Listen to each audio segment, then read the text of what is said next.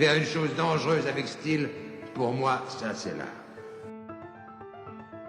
Bienvenue sur Esthétiquement Incorrect, une émission qui donne la parole à des artistes, des intellectuels et autres esprits créatifs.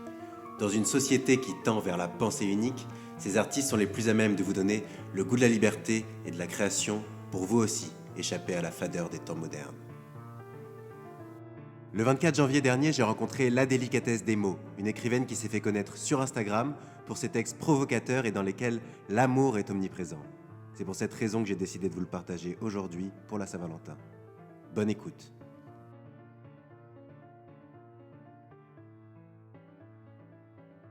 Alors, je m'appelle donc Sarah, mon compte Instagram est La Délicatesse des mots et j'ai décidé de m'appeler Booba Délicate parce que je trouvais que c'était un joli paradoxe, notamment parce que j'aime beaucoup faire des critiques, balancer des petites punchlines tout en restant délicate. J'ai regardé un petit peu ton nouveau site web aussi, Ouais. et il y a tout un onglet qui s'appelle My World, avec des photos.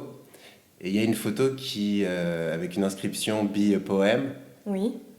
Est-ce que t'es un poème? Et qu'est-ce que ça veut dire être un poème?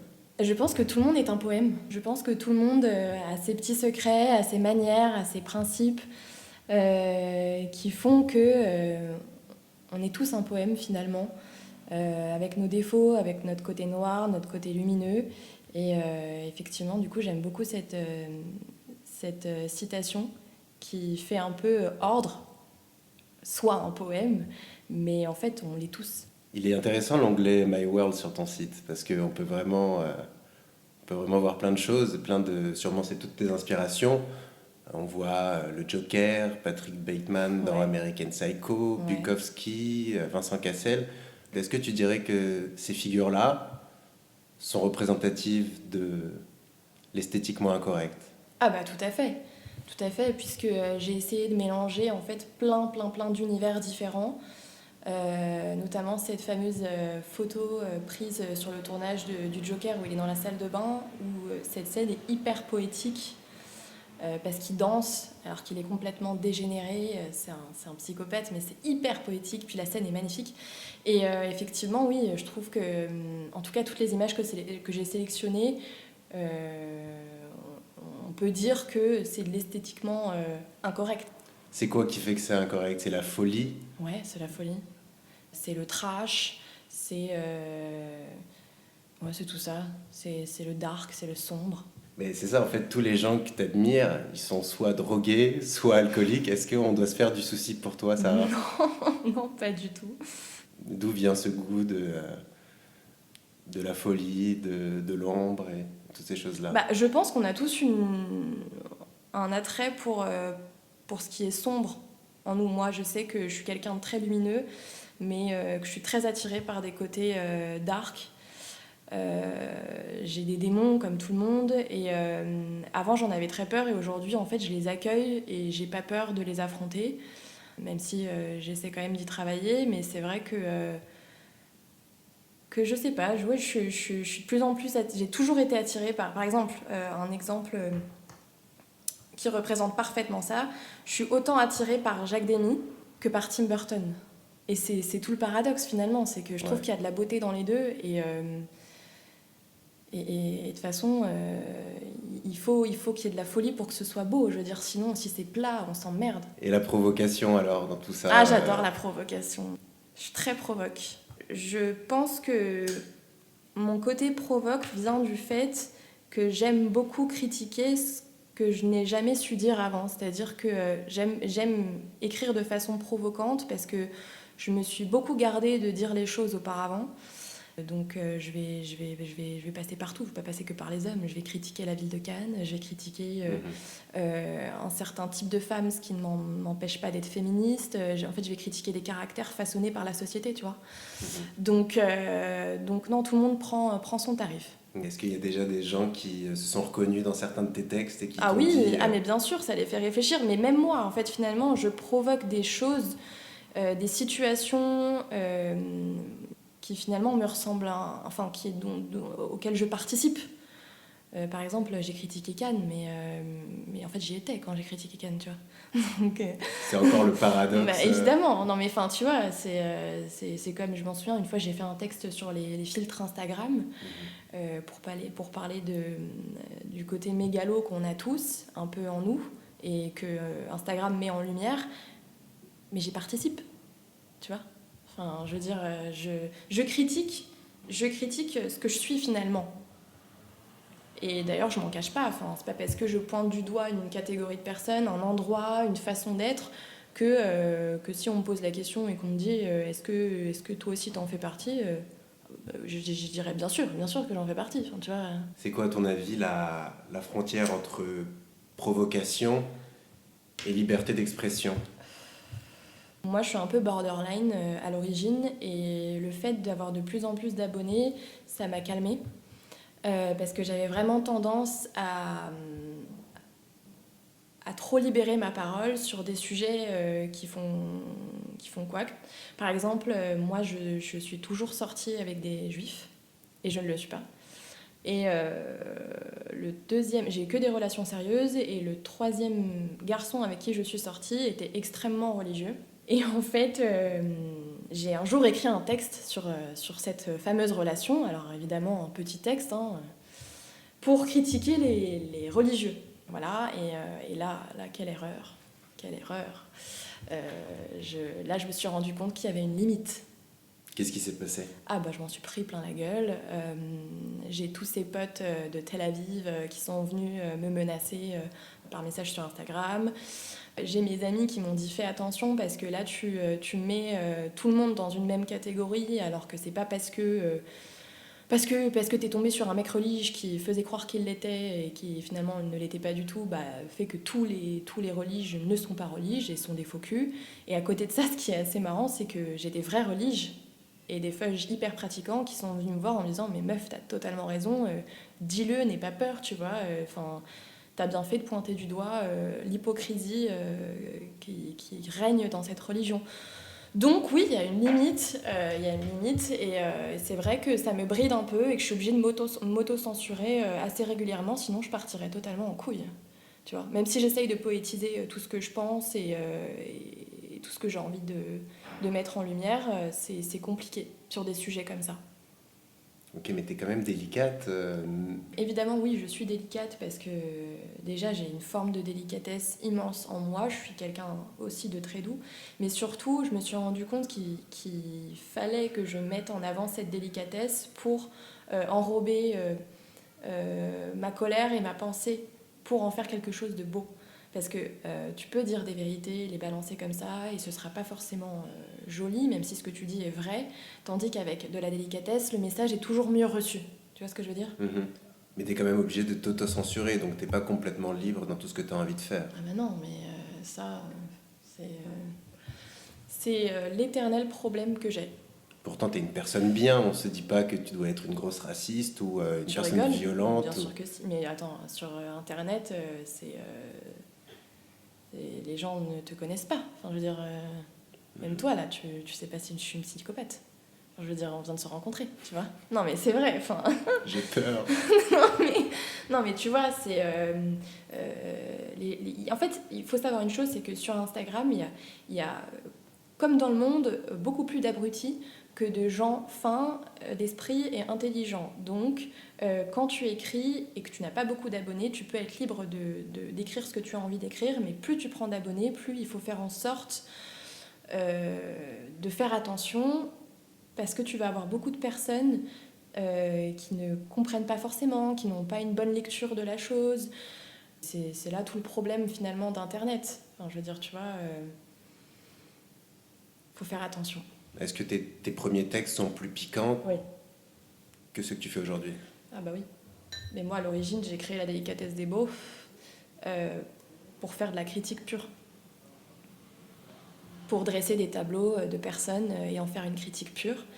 Et petit à petit, bon, j'avais aussi envie d'écrire des choses douces, des mots d'amour, mêler tout ça, quoi. Mais l'origine, c'était vraiment ça. Et puis plus j'ai pris d'abonnés, plus je me suis dit, oula, Faisons attention parce que il n'y a pas longtemps, j'ai eu des gros soucis justement avec une personne qui a un très gros compte qui m'a volé une citation. Et en fait, je pense que c'est sûr, c'est une personne noire qui tient ce compte. Je ne citerai pas le nom, mais en fait, elle superpose les citations qu'elle pique sur les réseaux pour les mettre sur des photos de femmes noires. Et j'ai eu le malheur de lui envoyer un message pour lui dire écoute, ma cocotte, très gentiment, il faut que tu retires cette citation parce que c'est la mienne. Elle ne m'a pas répondu. Du coup, je suis passée à la phase B. J'ai fait une story en disant coucou, c'est mon texte. Tout le monde est allé commenter son texte en disant crédit, la délicatesse des mots. Et là, tu vois, c'est là que tu vois toute la bêtise. C'est du délire, c'est pour ça qu'il faut faire attention. Enfin non, même pas. Mais là, toutes les personnes qui suivent cette nana ont commencé à dire non, mais c'est une menteuse. Je suis allée voir son profil. Elle dit ça parce qu'elle est hyper raciste, c'est une blanche. Du coup, elle te fait croire que tu lui as piqué sa citation parce que tu l'as apposée sur une photo d'une femme noire. Et en fait, ça a pris des dimensions incroyables pour un vol. Tu vois. Donc c'est terrible. Enfin, franchement, les réseaux sociaux, aujourd'hui, j'ai beaucoup plus de recul sur la chose. Mais c'est vrai que d'une seconde à l'autre, cancel culture, quoi. C'est le même plaisir pour toi de continuer à le faire alors que tu peux pas aller jusqu'au bout de ta pensée? Parfois oui, parfois non. Comme je t'expliquais tout à l'heure, y a des fois où je me dis je vais arrêter la délicatesse des mots, j'en ai un vrai ras-le-bol. Et puis le lendemain, je me dis, j'en ai rien à foutre en fait, j'ai besoin d'écrire, j'ai besoin de le partager, donc je vais le faire, et peu importe. Et puis c'est les montagnes russes, tu deviens bipolaire avec Instagram, donc je te dis, 2 jours après, t'es là, merde, en fait, non, ça me fait chier, j'ai pas envie de m'exprimer, je connais ce qui va se passer derrière, j'ai pas envie, j'ai pas la force, j'ai pas les épaules, puis les épaules, tu les as de nouveau le lendemain. Enfin, tu vois, c'est vraiment... Les montagnes russes. C'est les montagnes russes. Et à part ça, est-ce que toi, tu as des convictions politiques ou sociales que tu as envie de transmettre dans tes messages ou... Ah oui, je le fais assez régulièrement. De toute façon, dès que quelque chose me révolte, j'essaye d'en faire un texte.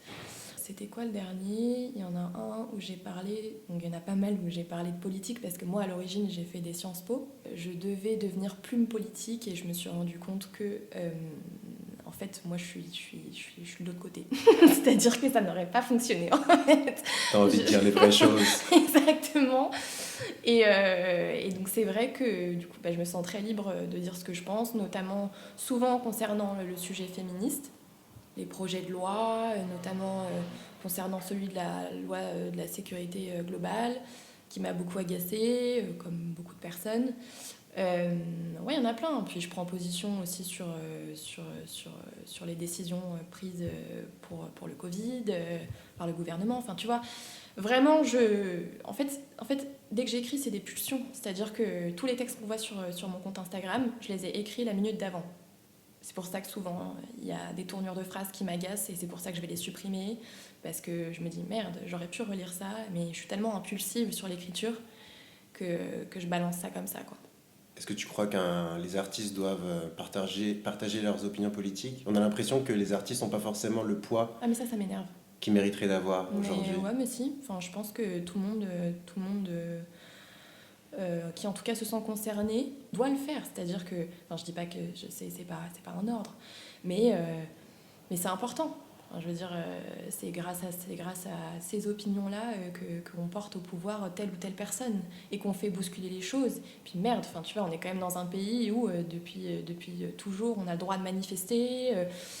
Il faut le faire. Et puis les artistes ont bousculé pas mal de choses, donc c'est très important. Est-ce que tu crois que les artistes ont le même poids qu'ils ont pu avoir dans le passé, Molière, Victor Hugo ou, Oui. se sentent libres de le faire aujourd'hui? Moi, je pense qu'il faut arrêter de penser que avant c'était mieux. Parce qu'aujourd'hui, on a des artistes très riches aussi, qui ont des grands messages à faire passer. Et tu vois, c'est comme quand on dit la littérature c'était mieux avant. Moi, quand j'ai fait des lettres, parce qu'avant les Sciences Po, j'étais en lettres, on étudiait les grands mouvements littéraires. Et à chaque fois, j'étais bête de penser comme ça, mais je me disais, putain, la littérature, c'est plus comme avant. Avant, c'était... D'ailleurs, on mettait ça carrément dans des mouvements littéraires, tu vois. Aujourd'hui, il n'y en a plus. Il n'y en a plus. Et pourquoi? Tu vois, c'est dommage, parce que finalement, on perpétue quelque chose, on continue quelque chose. Donc non, je pense qu'aujourd'hui, malheureusement, en fait, la liberté d'expression, elle est tellement libérée que bah, tout le monde peut l'ouvrir. Donc c'est vrai que tu as du lard et du cochon. Ce matin, tu as repartagé un post de Ilana Weisman qui critiquait les choix éditoriaux de Cyril Hanouna, parce que dans son émission, il fait des choix Ouais. en fonction de logiques capitalistes, d'audience, de clash, de polarisation par le débat, etc., au détriment de certains principes démocratiques. Bah, moi, déjà, j'aime pas Hanouna. Donc déjà, à partir de ce moment-là, quand il donne la parole à des gens comme ça, je l'aime encore moins, tu vois. Oui, je trouve ça dommage qu'on invite des gens comme ça, qu'on leur donne de l'importance, alors que c'est bon, quoi. Les gens, on n'en peut plus des Le Pen, enfin, tu vois, c'est bon. Je dis pas qu'il faut qu'on tombe dans un régime dictatorial où il y a que certaines personnes, comme j'expliquais tout à l'heure, qui ont le droit de dire ce qu'elles veulent, parce qu'elles sont comme ci ou comme ça. Mais c'est vrai que je trouve ça dommage. Je veux dire, tu pourrais tellement donner la parole à d'autres personnes qu'à des abrutis. Enfin, tu vois, c'est triste. Puis ça apporte quoi, en fait? C'est ça la question. Qu'est-ce que ça apporte? À part, putain, on retombe dans le perpétuel... ça va encore partir en débat sans fin, en philosophie de comptoir. Ça va remuer des choses qu'on a essayé d'enterrer, quoi. Qu'une idée, une fois qu'elle est lancée, même si on tue les protagonistes et les lanceurs d'idées, l'idée, elle est lancée, donc c'est mort. Mais ouais, je trouve pas ça forcément utile. Je vois pas l'intérêt de remuer le couteau dans la plaie, quoi. Tu vois, on s'en fiche de ce que tu penses, cocotte. Puis en plus, on sait qui t'es. Puis surtout, lui, pourquoi il invite cette personne-là, quoi. Surtout que, enfin, je sais pas. Enfin, c'est très étonnant. Oui, encore une fois, comme l'expliquait comment tu as dit qu'elle s'appelait? Parce que moi, je la suis pas, je suis tombée sur son post ce matin. Ilana Weisman. Elle dit que, et elle a tout à fait raison, que c'est pour le buzz. Parce que finalement, aujourd'hui, tout fonctionne au buzz. Moi, je sais que mes textes qui fonctionnent le plus, c'est ceux qui sont très forts et qui, du coup, amènent le débat et les gens qui vont se fighter à cause de ça, tu vois. C'est malheureux. Mais donc, c'est un petit peu... Enfin, je dis pas que t'es une Cyril Hanouna, mais entre être une réelle provocatrice et être quelqu'un qui instrumentalise un petit peu le truc pour vendre plus, comment on peut faire la différence en tant que spectateur entre le vrai et le faux? Pour moi, ce que j'écris. Mais après, ça, c'est toute une suite. Non, pas pour toi, mais comment on peut faire la différence entre un Cyril Hanouna qui crée la provocation pour vendre et quelqu'un d'honnête ou de sincère en tout cas, qui provoque parce que c'est ses vraies idées à lui? Est-ce que je suis clair? Oui, c'est très clair. Comment faire la différence? Bah, déjà, lui, il fait ça pour le bif. Je veux dire, un écrivain, il sait qu'il va pas gagner des masses en disant ce qu'il... Enfin, il peut se brûler les ailes pour pas grand-chose, tu vois, à dire ce qu'il pense. Donc, finalement, lui, c'est vraiment... ouais, toujours plus pour toujours plus d'argent, tu vois ce que je veux dire? Enfin... Ton compte Instagram, il est déjà gros, disons qu'il grossisse encore, etc. Au bout d'un moment, tu vas gagner plus d'argent, etc.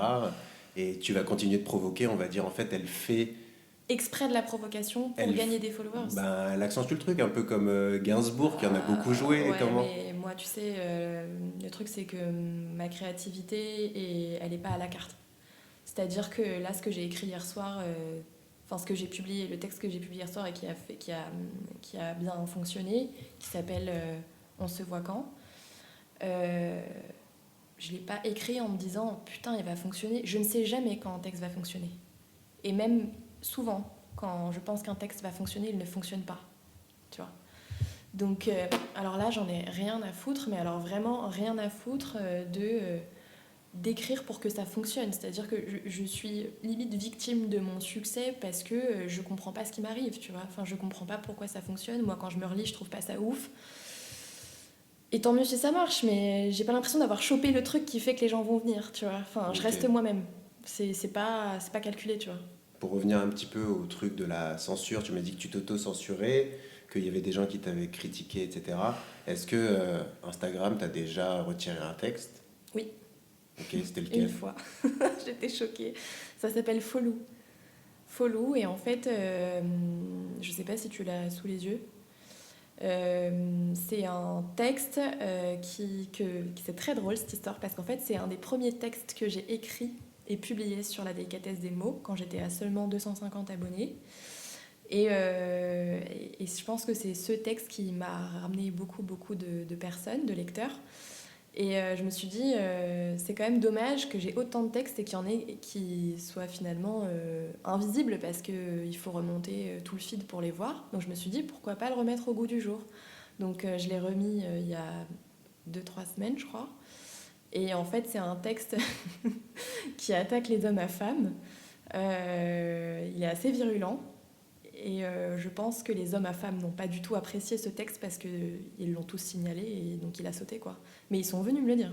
Les mecs sont venus me dire j'ai signalé, c'était beaucoup des jeunes, mais des jeunes collèges, tu vois, qui m'ont dit mais tu peux pas diffuser une idée comme ça dans la tête des filles, déjà que c'est compliqué pour nous. Et j'étais là mais les gars, mon texte n'est pas une vérité universelle. Enfin, c'était ma vérité sur le coup et même, enfin, je les riposte.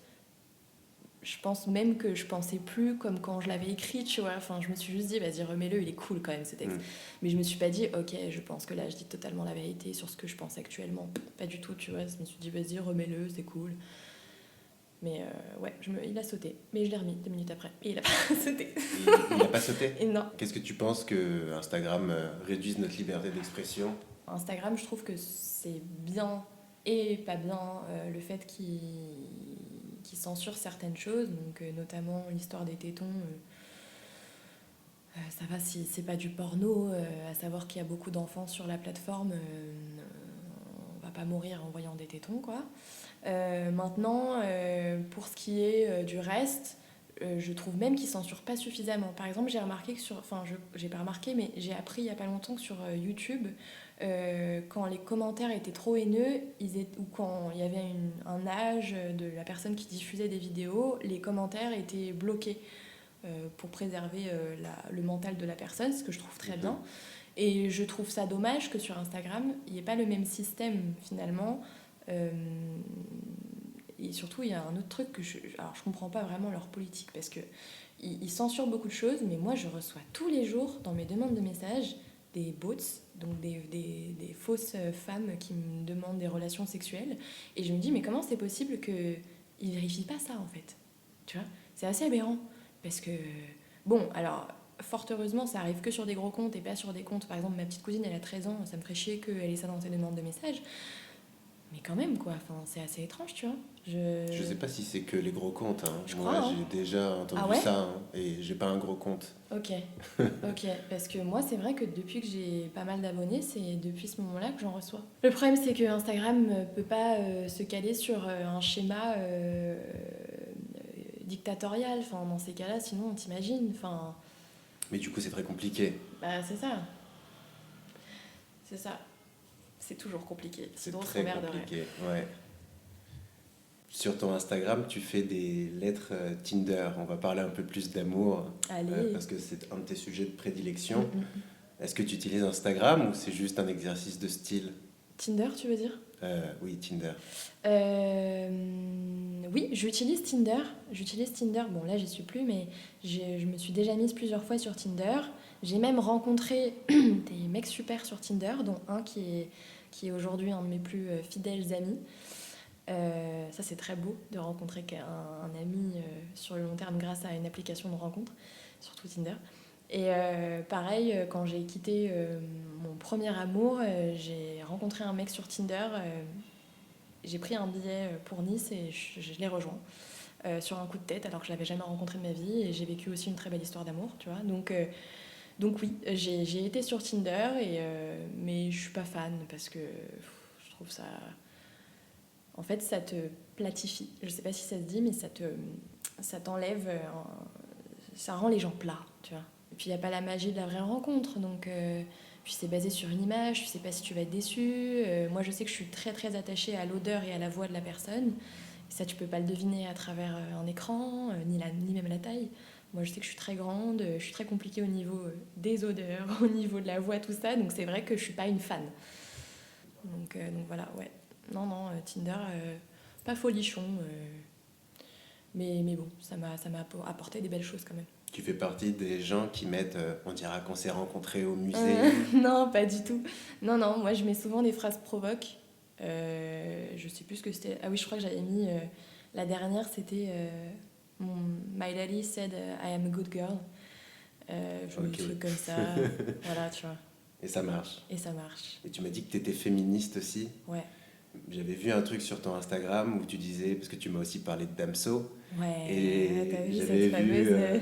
que ton frère disait mais comment tu peux être féministe et aimer Damso? Et je sais que t'es pas la seule. Et Damso, il est à la fois romantique et un petit peu trash parfois. Déjà, c'est de l'art. Pour moi, le rap, c'est de l'art. Donc, il faut sortir les choses de leur contexte. Tu vois, il y a un moment donné, Damso, il a beau être hyper trash au niveau de ses paroles à propos des femmes la plupart du temps. Tu te rends compte que c'est beaucoup aussi pour l'art de la phrase, l'art de la punchline. Puis c'est un homme, hein, je veux dire, ce serait une femme, elle ferait certainement les choses dans le sens inverse, tu vois. Et puis voilà, on sait qu'il est pas con, on sait que c'est un grand sentimental. D'ailleurs, son dernier album nous l'a prouvé, même si on le savait déjà avant. Donc oui, je ne m'en cache pas. Je sais que c'est assez paradoxal et c'est marrant parce que toutes mes potes hyper féministes sur Instagram m'ont toutes dit pareil. Elles m'ont tout envoyé un message en me disant putain meuf, je suis comme toi, on est des mauvaises féministes. On adore le rap et pour autant voilà, on est engagé quoi, tu vois, mais c'est la complexité de la personne. Enfin, je veux dire, tu vois, il y a un moment donné, si j'étais complètement, mais je serais chiant si j'étais complètement féministe et enfin, je tomberais dans quelque chose de, je serais insupportable. Enfin, tu vois, je serais assertive tout le temps dans le combat contre l'homme, je deviendrais Missandre, enfin je veux dire, et puis je comprends tellement de choses chez l'autre, j'essaie tellement de me mettre à la place de l'autre, de comprendre, d'essayer de comprendre comment l'homme fonctionne, comment il pense. Je sais qu'on est totalement fait de façon différente, je critique, mais je sais aussi finalement comment, enfin je sais, je peux pas dire je sais parce que je suis pas un homme, mais voilà, j'ai conscience qu'on est fait de façon différente. Enfin, on est différents. Donc voilà, enfin, je veux dire, dans ces cas-là, je vais écouter que des sons de femmes. Génial. Tu vois, il y a un moment donné.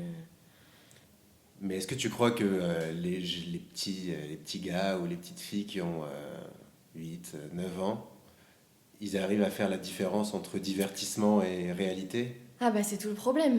C'est tout le problème. Mais ça, encore une fois, c'est inévitable dans le sens que... Enfin, ce que je veux dire, c'est qu'aujourd'hui, tout est accessible et du coup, forcément aussi pour les enfants, pour les petits. Et oui, ça va leur faire rentrer dans le crâne des idées reçues, peut-être même le début d'une construction de façon de penser qui n'est pas forcément la meilleure. Et c'est pour ça qu'il faut les protéger. Mais comme je disais, c'est assez inévitable. Enfin, je veux dire, maintenant, il y en a un, il écoute pas du rap. Il y a l'autre à l'école qui écoute du rap. Il va lui dire ah, t'es un bouffon, tu connais pas ce morceau, bah moi je vais te le faire écouter, tu vas voir, tu vas être cool. Donc, qu'est-ce que tu veux que je te dise? Enfin, en plus, on n'a pas le même esprit critique à 8 ans qu'à 26 ans. Enfin, c'est compliqué. Je pense que c'est vraiment compliqué.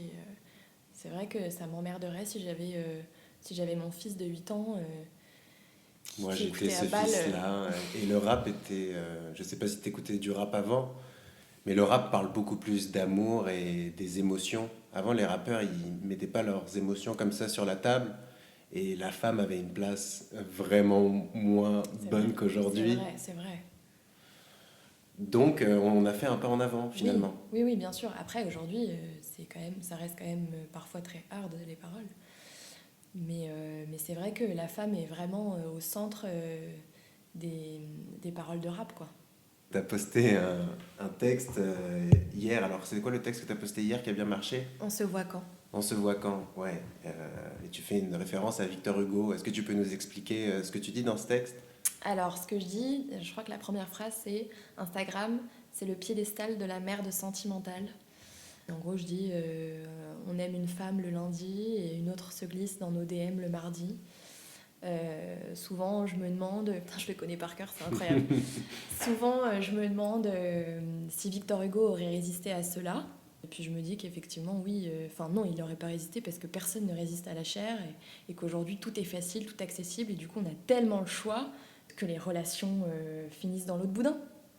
Mais donc, Victor Hugo, il est pas si différent de Damso, alors. Bah non. Mais non, l'homme est fait de vices, d'hormones et d'égoïsme. Enfin, tu vois, il y a un moment donné, je veux dire, il aurait vécu à cette époque, putain, le mec, il se serait éclaté, quoi. Comme on me l'a précisé hier en commentaire, c'était un charreau. Et oui, enfin, je veux dire, aujourd'hui, c'est juste plus simple d'accéder à la chair qu'avant. Mais non, pas si différent, les deux cocos.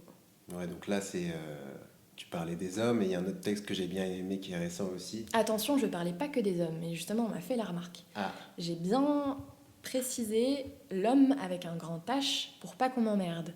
Parce que je pense que les femmes sont comme les hommes à ce niveau-là. C'est-à-dire que, moi personnellement, ça m'est déjà arrivé d'être folle d'un mec et puis il y a plein de mecs qui me draguent en demande de message et je suis pas insensible. C'est le piège d'Instagram, tu vois. Mais ouais, voilà, donc du coup, oui, effectivement, j'ai mis l'homme avec un grand H, alors que quand j'ai travaillé dans une maison d'édition, j'ai appris, mais je fais exprès de mettre le grand H pour que, comme je le redis, on ne m'emmerde pas, mais tu peux mettre, pour parler de l'homme avec un grand H, un petit H. Et pour qu'on évite de me traiter de misogyne, de sexiste ou de frustré, je préfère mettre un grand H. c'est l'écriture pour tous, là, où je sais pas comment ça s'appelle, ça. Ah non, ça, tu parles de l'écriture inclusive. Ouais. Je Est-ce que fais tu pas vas faire ça aussi bientôt? Non, je déteste. Mais t'auras pas le choix, peut-être, au bout Ah d'un non, moment. bah non, non, moi je dirais non. Ah non, c'est moche. C'est moche et ça a aucune saveur, c'est pas poétique. Alors oui, il faudrait, mais moi non. Est-ce que tu penses que les femmes féministes qui s'exhibent un petit peu sur les réseaux sociaux en pensant que reprendre leur place de femmes et d'être aussi libres que les hommes, en fait, ça crée pas l'effet inverse de, en fait, les hommes quand ils voient des femmes à poil, ils sont en mode, bah oui, mais pose-en plus, et après ils les regardent comme, en fait, Ouais, ok, je ça vois fait ce la que tu veux femme, dire. femme objet, quoi. Ok, oui, et bah malheureusement, oui, mais ça, c'est à déconstruire, tu vois, c'est malheureux, mais enfin, ça, c'est une des choses à déconstruire. C'est pas parce que tu te fous. Alors, moi, tu vois, je trouve ça plus intéressant, les femmes qui sont pas dans la norme de beauté que la société a installée, donc qui ont des formes,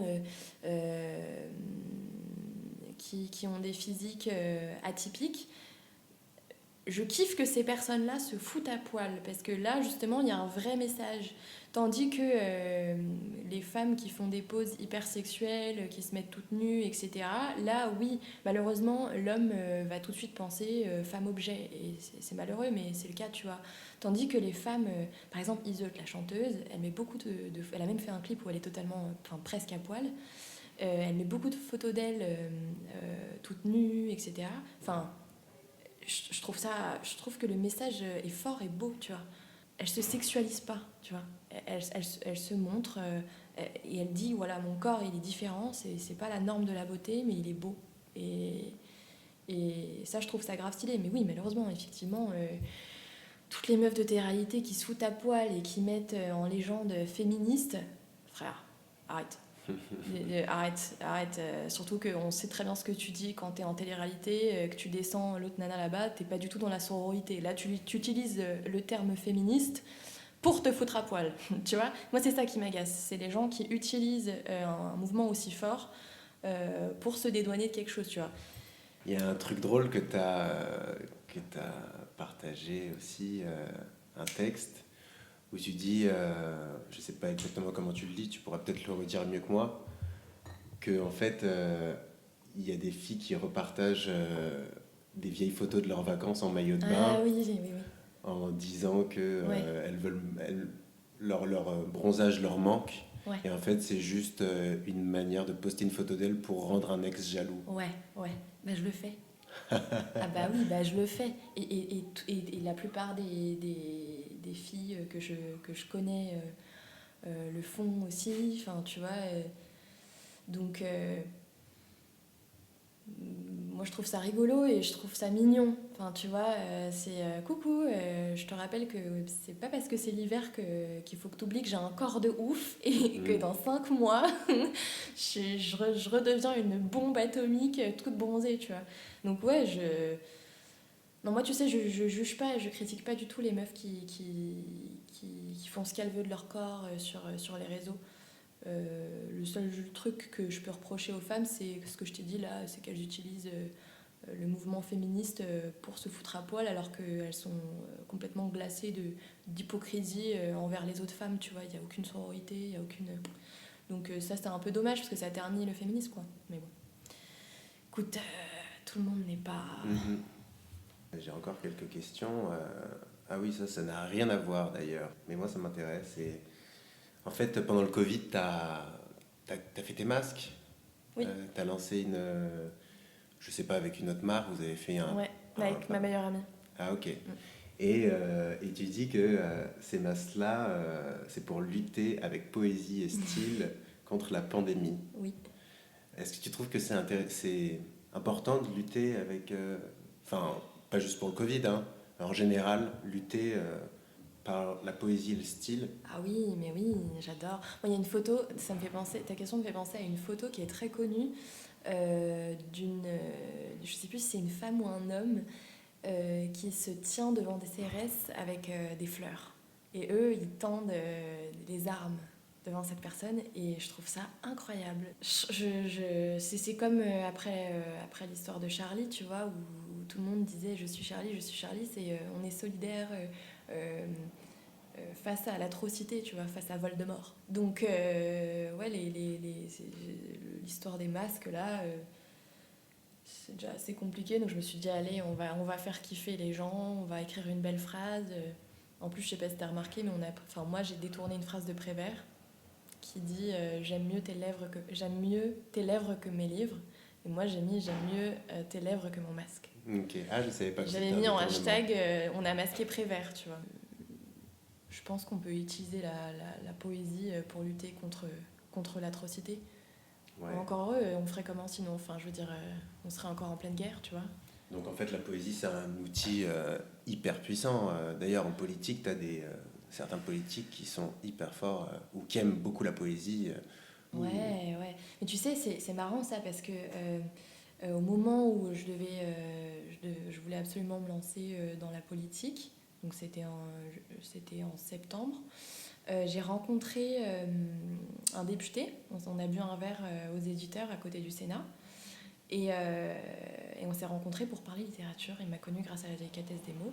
Et le député m'expliquait qu'en fait, il trouvait ça hyper triste parce que lui, il était fait de poésie, de passion, et qu'il trouvait que c'était malheureux parce que dans le milieu dans lequel il travaille, il réalise que finalement, les politiques, les politiciens n'ont pas d'autre passion que la politique. Et je lui ai dit, déjà, tu sais pas. On ne sait pas ce qui se passe, on ne sait pas ce que disent les gens quand ils rentrent chez eux le soir, on ne sait pas ce qui les passionne. Mais surtout, toi, tu fais partie de l'espoir. C'est-à-dire que tu es passionné de littérature, tu écris, et tu es dans ce milieu-là, quoi, tu vois. Donc j'ai trouvé ça hyper intéressant. Je me suis dit, c'est cool. Enfin, c'est une belle rencontre, tu vois, de réaliser que... Ouais, après, la poésie, moi je dis que c'est un outil puissant pour lutter, mais je dis pas pour lutter contre quoi. Ça peut te permettre de faire des sales trucs aussi. Ah oui. Ah bah oui, mais ça c'est évident. Par exemple, Bedos. Parlons de Bedos. Vas-y. Je trouve qu'il a une façon d'écrire très poétique, mais je le trouve hyper dur, tu vois. Alors certes, il a des messages à faire passer, il est très en colère, et voilà, on lui supprime sa liberté, et lui, il met la poésie au service de ce qu'on lui supprime. Mais du coup, ça lui enlève du cachet, je trouve. Tu vois, quand il mettait la poésie au service de ses œuvres avant tout ça, c'était beau, il faisait des beaux films. Et là, c'est devenu hyper agressif. Donc moi, quand je lis ses textes, je me dis putain, il écrit tellement bien et le message qu'il fait passer, il est ouf. Mais en fait, il est toxique, ce mec, tu vois. Il est devenu hyper toxique. Il nous remonte pas le moral, tu vois. Genre, c'est déjà dur. Et ouais, je trouve ça dommage. Maintenant, bon, il l'écrit bien. C'est vrai que moi j'adore Bedos et qu'on a vu une petite transformation avec le confinement, peut-être une rage. Il bouscule les codes et il est hyper virulent. Mais c'est vrai que, waouh, enfin, si tu passes ta life à regarder et à écouter tout ce qu'il écrit et ce qu'il dit, putain, À la fin, t'es ça fatigué, va pas, quoi. ouais, ça Tu va vois, pas top. si t'es une éponge, c'est toxique. Ouais, je suis d'accord. Je suis d'accord. Mais comme je disais, ce podcast est en partie va un petit peu avec toutes ces idées. Après, moi, je suis pas aussi virulent que Bedos et Ah, mais moi, je suis une fan de ce mec, hein. hmm. Il y a des côtés chez lui que je déteste, mais j'adore parce qu'il critique beaucoup, énormément. Et moi, j'adore critiquer. Et très peu ont les coronesses de le faire aujourd'hui, donc c'est pour ça que je le kiffe, tu vois. Et lui, à un moment, il avait fait un truc où il disait qu'il était pas d'accord avec le masque et qu'il fallait tous faire la fête, etc. Il a eu des couilles. Ouais. Mais toi, t'as quand même fait tes masques. Ouais. Bah oui, mais parce que il y a un moment donné, je veux dire, moi j'ai plein de potes qui sont médecins et c'est vrai que je peux pas jouer à la conne. Enfin, je peux pas. Je suis hyper informée à ce niveau-là et bien sûr que je vais aller dans le sens de la guérison, enfin, tu vois. Mais il a eu raison de le faire, parce que dans un moment où tout le monde pensait pareil sans questionner, au moins il a Ouais. ouvert une possibilité Mais que bien sûr. la plupart des gens ne concevaient pas. Mais bien sûr, mais moi j'en suis plein des artistes comme ça sur Instagram qui sont très antisocial, tout ce qui se passe actuellement et ça peut agacer, ça peut piquer, mais en même temps c'est hyper enrichissant, tu vois. C'est bien, tu pioches de tous les côtés en fait plein de points de vue et ça te permet de te faire ta propre opinion, donc C'est clair, c'est cool. c'est clair.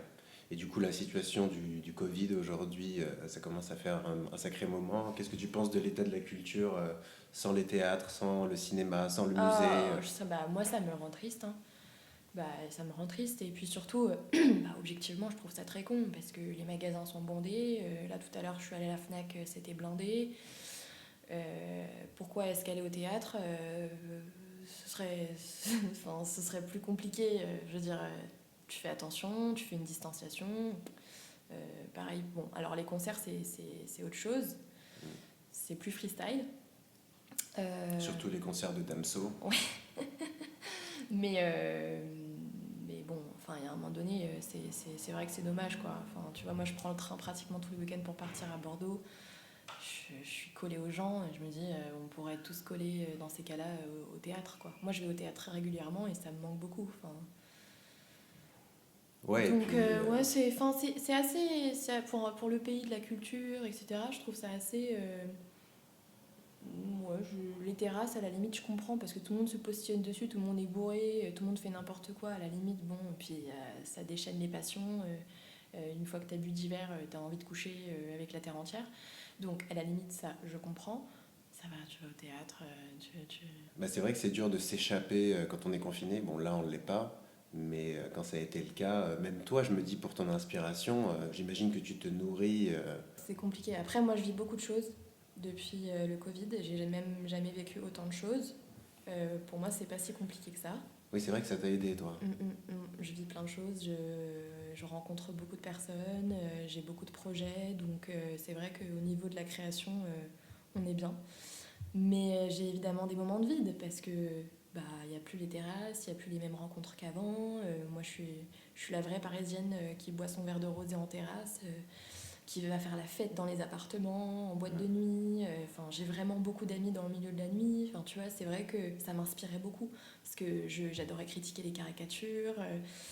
Enfin, oui, c'est vrai que ça manque. Ça manque de. J'ai besoin De folie. Ouais, et puis surtout de quelque chose qui m'inspire là. Tu vois, ça y est, c'est bon. Ouais, de la nouveauté. Basta, tu vois, il faut. Là, pour moi, je ne sais pas s'ils vont reconfiner d'ici une semaine. Si c'est le cas, est-ce que tu as un bon film ou un bon livre à me conseiller? Moi, je suis très série, donc là, tu vois, j'ai fait Fauda il y a pas longtemps. C'est là, faut que je la J'ai regarde. adoré, c'est incroyable. Ah, Ouais. vraiment, c'est le feu, c'est le feu, c'est le feu, c'est incroyable. Et sinon, il y a un super bouquin que j'ai lu il y a pas longtemps de Beckett, qui est très court, mais c'est du génie, c'est de l'humour noir, fin. C'est pas du Woody Allen, là. C'est vraiment, c'est frustrant, tellement c'est drôle et noir, tu vois. Ok, Ça parfait. s'appelle De l'amour. Non, Premier amour. Ok. De l'amour, c'est Stendhal. C'est Premier amour. Et c'est un coup de foudre. Et, sauf que c'est Beckett qui raconte ce coup de foudre. Et c'est du génie. Mais vraiment, c'est du génie. C'est très court. Je l'ai lu en une soirée. Et ouais, franchement, c'est très bien écrit. J'adore. Dernière question, parce que sûrement que quand je ferai une publication, j'aime bien mettre une petite musique, vu que j'apprends en ce moment à faire des bonnes stories. Et quand tu mets une musique, c'est sympathique. Quelle musique, tu dirais, résume bien ce que tu fais? Oula. J'ai vu une fois que tu avais marqué Chopin, ou c'était une... Ouais, je sais- fantaisie impromptue. Fantaisie impromptue. J'adore ce morceau, il est incroyable. Et sinon, en ce moment, avec mon prof de chant, je chante Best Part avec Heur. Oh putain, quel accent. Et Daniel Caesar. Tu veux nous chanter un petit extrait ou t'es timide? Je suis timide et je le fais déjà suffisamment sur Instagram, ils en peuvent plus de moi. Ok. Alors on attend que tu sortes ça en studio, parce que j'ai pas envie de te mettre mal à l'aise. Vous venez d'écouter le premier épisode d'Esthétiquement Incorrect. Si vous avez aimé, je vous invite à vous abonner au podcast et à me suivre sur Instagram en tapant Esthétiquement Incorrect. Je vous dis à bientôt pour un prochain épisode.